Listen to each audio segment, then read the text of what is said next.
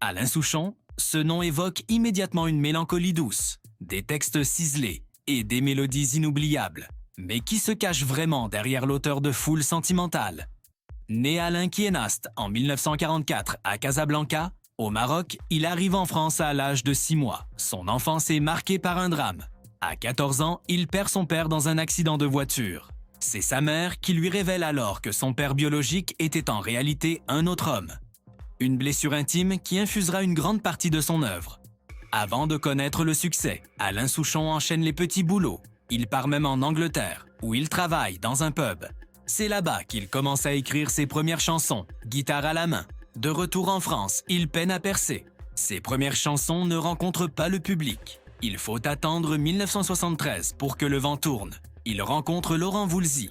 C'est le début d'une collaboration mythique, l'une des plus belles et des plus durables de la chanson française. Voulzy le musicien, Souchon le parolier. Un tandem magique. Leur premier grand succès, J'ai 10 ans, sort en 1974 et propulse Souchon sur le devant de la scène. Dès lors, les tubes s'enchaînent. Allô maman bobo, Bidon, Y'a de la rumba dans l'air. Souchon impose son style unique, une poésie du quotidien teintée d'humour et d'une lucidité parfois cruelle sur la société.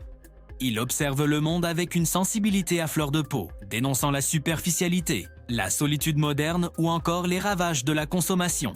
En parallèle de la musique, il se lance avec succès dans le cinéma. On se souvient notamment de son rôle poignant dans L'été meurtrier aux côtés d'Isabelle Adjani. Mais la chanson reste son port d'attache.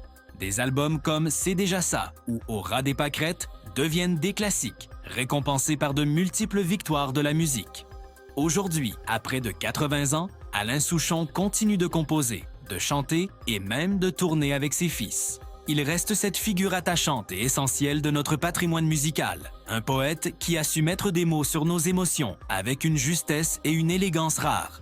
Merci d'avoir regardé cette vidéo.